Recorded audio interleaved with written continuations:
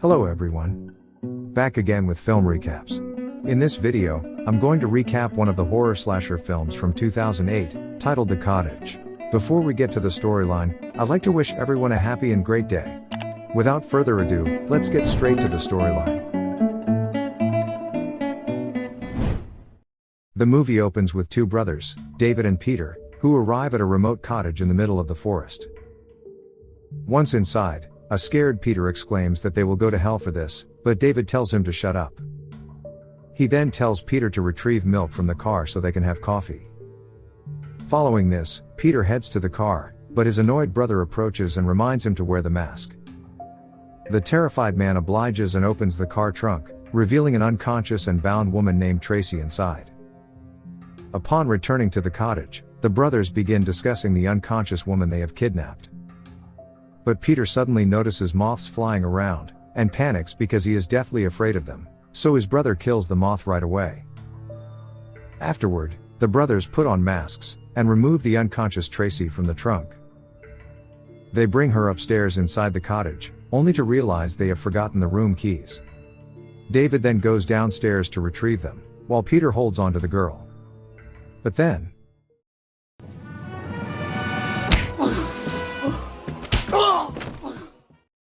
the girl awakens and repeatedly strikes Peter's nose. David soon arrives, and he ties Tracy to the bed, before locking her inside a room.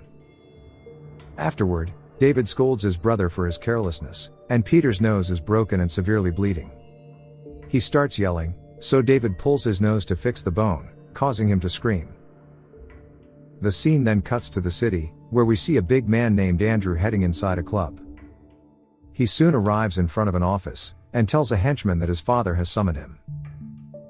Back in the cottage, David explains that he can't talk to Tracy, since she has met him many times at the club. He thus assigns the task to Peter, instructing him to scare the girl and make her believe that they will kill her. He even gives Peter a script on paper to memorize, revealing that they intend to demand a $100,000 ransom from her family. Following this, the masked siblings enter the room and remove Tracy's gag. David points a knife at her right away, and Peter tells her to cooperate, but the idiot suddenly mentions David's name while he is threatening her. However, the girl insults him, and recalls how she broke his nose despite being tied. Peter doesn't argue with her, and calls Tracy's stepdad, Arnie, to ask for the ransom money. He starts reading out the script, demanding that Arnie send his son alone with the money, or else he won't hesitate to kill the girl. Up next, Tracy informs her dad that she's fine, but she also mentions David's name, which causes him to angrily hit her. Tracy then reveals that no one had ever laid a finger on her, and when her gangster dad finds out about this, he will murder David and his entire family. Upon hearing this, the annoyed brothers quickly put the gag back on her mouth before locking her again. Outside the room, David is furious with his brother for being an idiot by mentioning his name in front of the girl. David is tired of his brother's incompetence, prompting them to have a heated argument. On the other hand, we learn that Andrew turns out to be Tracy's stepbrother. His father, Arnie, hands him a bag of cash, and tells him to deliver it to the kidnappers. We later see Andrew driving toward the cottage, and he calls David to let him know he has the money. Unbeknownst to Andrew, his father has already sent two Chinese henchmen, Mook Lee and Chun Yo, to secretly follow him. Shortly after, Andrew arrives at the cottage, and here we learn that he's also an accomplice in the kidnapping scheme. The three of them celebrate, thinking they have finally received the money that will change their lives.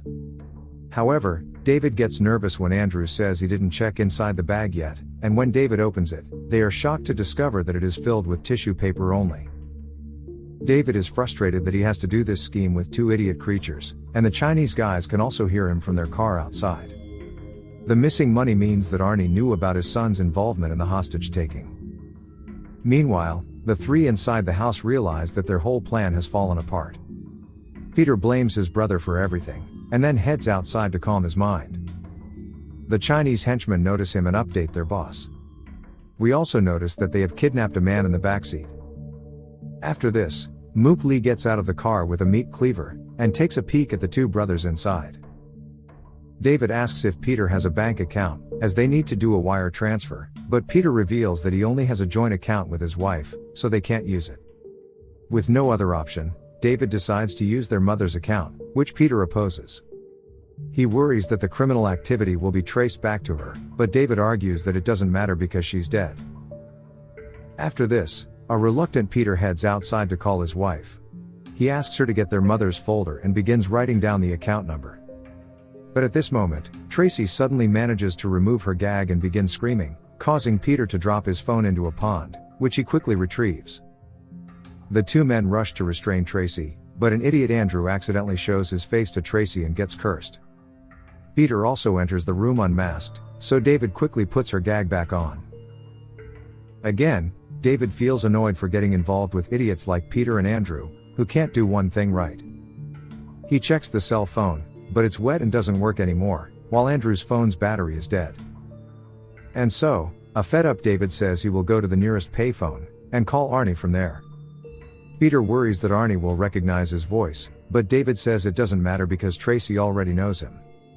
He then takes the account number from his brother and departs with Andrew's car. After David leaves the house, Arnie informs the Chinese duo that he is coming soon, so Mook Lee takes the hostage into the forest to get rid of him. Elsewhere, David finally finds a payphone and calls Arnie. He demands that he transfer the money to his account by morning, but Arnie abruptly hangs up the phone.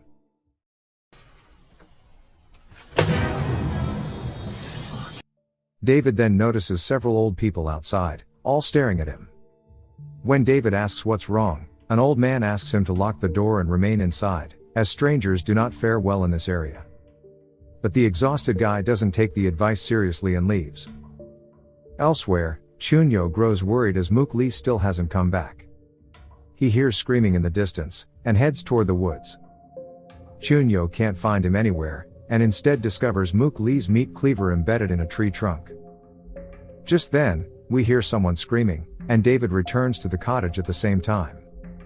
David hurries inside, but is shocked to find Andrew lying unconscious on the floor. He then finds that both Tracy and Peter are missing, so he awakens Andrew and demands to know what has happened. A dazed Andrew struggles to respond, but gradually starts recounting the events. Through a flashback, Peter and Andrew learn that Tracy needs to use the toilet, so they both accompany her to the toilet.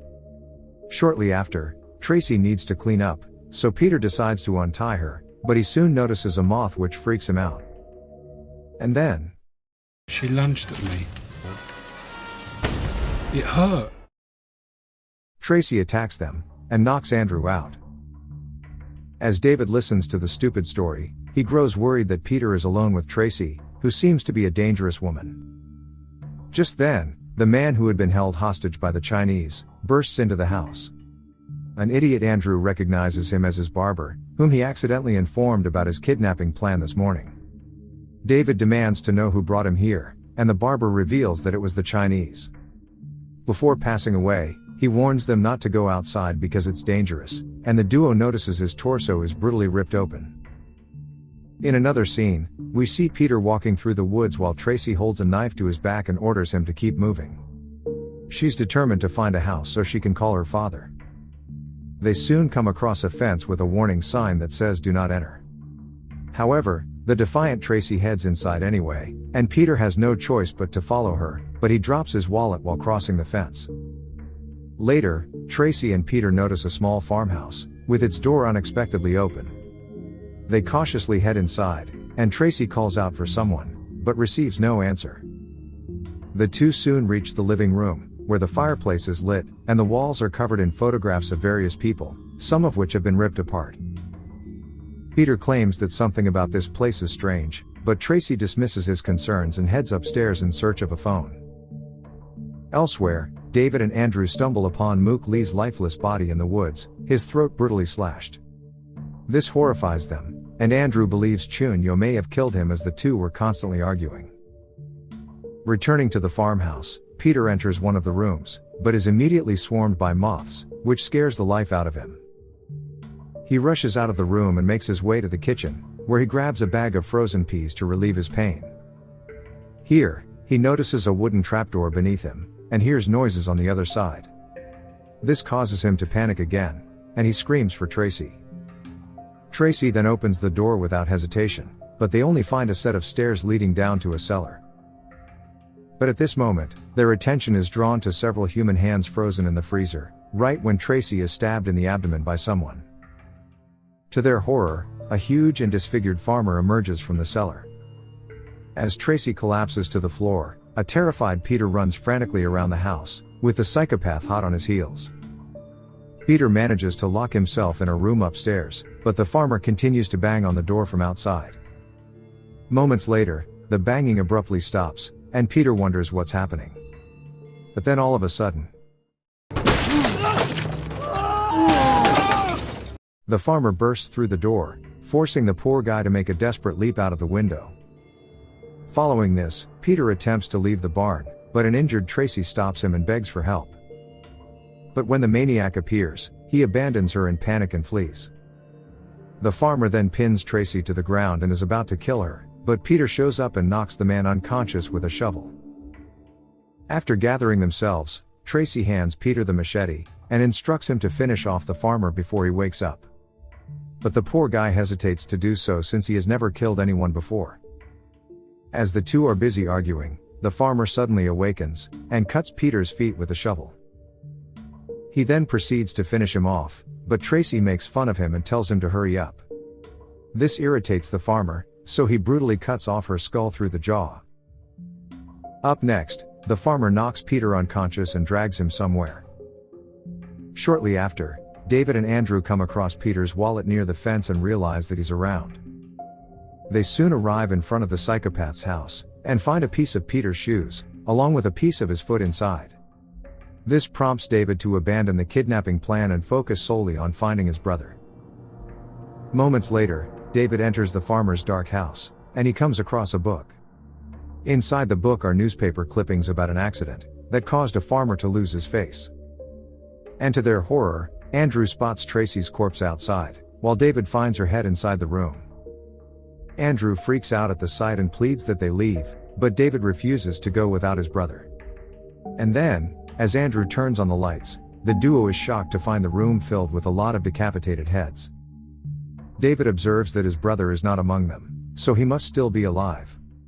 Andrew then mentions that he noticed one of the ugly heads just moved, and this is when the farmer suddenly gets up and attacks them. He pins David's leg to the ground with a pickaxe, making him unable to move. He then slashes Andrew's back with a rake, but the latter manages to run away from there. Soon after, Andrew arrives at a stable, where he receives a call from his father, and realizes he still has some battery left. He answers the phone and reveals that he's on a farm, a madman is pursuing him, and his sister is already dead. Just then, the deformed farmer appears and gruesomely stabs him with his machete. Meanwhile, Peter wakes up, hanging on a hook and screams in pain. David is nearby and asks his brother for help because he's nailed to the ground. Upon hearing this, Peter agrees, and somehow manages to free himself. He crawls over to his brother, and after a great struggle, they both pull out the pickaxe. David then expresses regret to his brother for bringing him into this. Elsewhere, we see the farmer brutally killing Andrew, and ripping out his spine along with his head. In another scene, David claims that he doesn't want to die in this place and asks his brother to get up. The two then enter the psychopath's house to find a phone and call for help.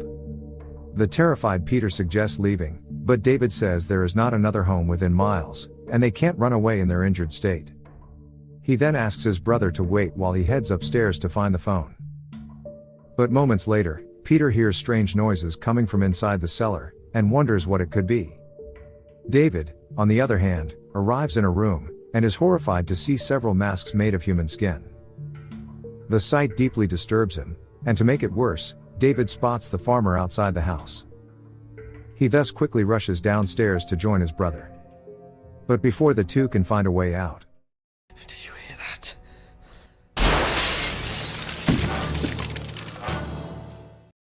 The psycho farmer then appears right in front of them, so the siblings fight back bravely since they have no other options. But even their combined strength is no match for the huge madman. In the end, the farmer holds Peter by the neck and is about to kill him. But a desperate David finds a wedding photo of the farmer, and threatens to tear it up. The plan surprisingly works. David then tells the psycho to head to the cellar if he wants his photo intact.